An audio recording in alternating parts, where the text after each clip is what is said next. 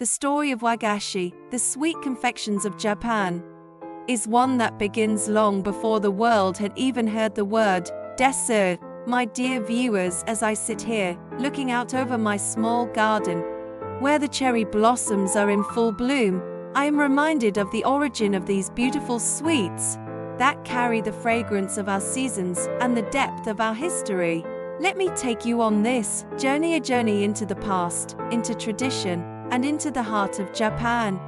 It is said that Wagashi began with the introduction of Chinese confectionery during the Nara period, over 1,000 years ago. Imagine, if you will, the bustling streets of ancient Japan, filled with merchants and travelers, their garments rustling in the breeze. Amid these sights and sounds, the first whispers of sweet dumplings made their way into Japan. It was not yet the Japan we know today, not yet a land of tea ceremonies and intricate, seasonal sweets, but the seeds were sown. In those days, sweetness was not what we think of now. There was no sugar, no convenience of imported goods. Sweetness came from the bounty of nature itself, from fruits, from grains, from the patient craftsmanship that coaxed a hint of indulgence from simple ingredients. It was in the Heian period that court nobility first began to enjoy sweets during their banquets, little cakes made of rice flour, touched by the essence of persimmons or chestnuts. I can almost see them, those nobles in their splendid robes, lifting a delicate confection to their lips, pausing to admire the artistry before tasting. Wagashi, however, truly flourished with the arrival of sugar in Japan. During the Muromachi period, it was the Portuguese who brought sugar to our shores, and with it came a revolution.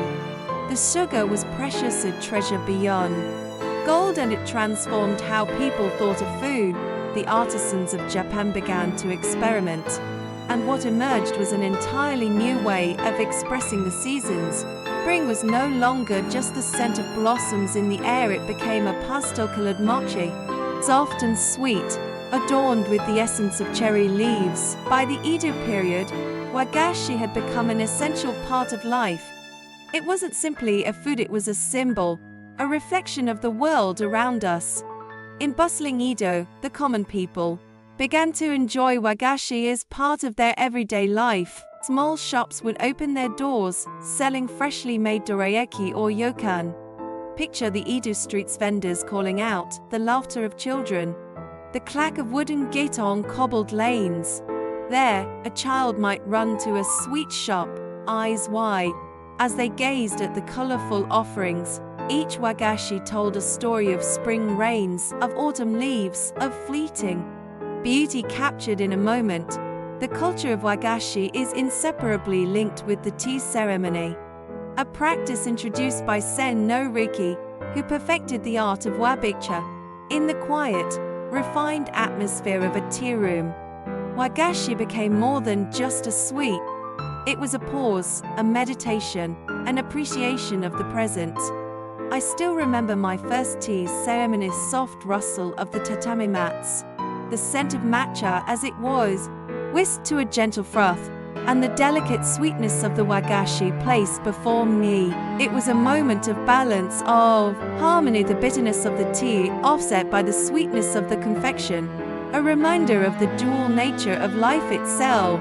And oh, how the seasons speak through Wagashi. In spring, we have Sakura mochi, wrapped tenderly in a salted cherry leaf, a taste that mingles salt and sweet like the gentle clash of winter and spring. In summer, mizu yokana, refreshing jelly, cool and translucent, like the clear streams of the mountains.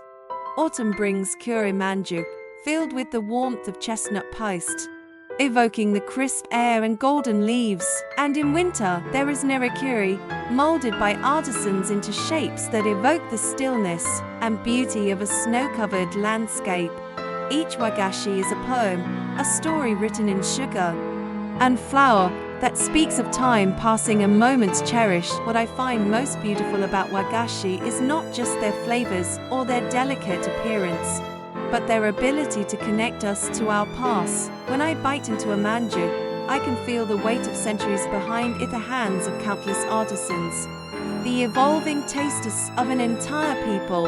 The art of making wagashi has been passed down through generations, each confectioner adding their own touch, their own interpretation of what it means to capture the essence of a season. It's a craft that requires patience and, above all, a love for the fleeting beauty of the world.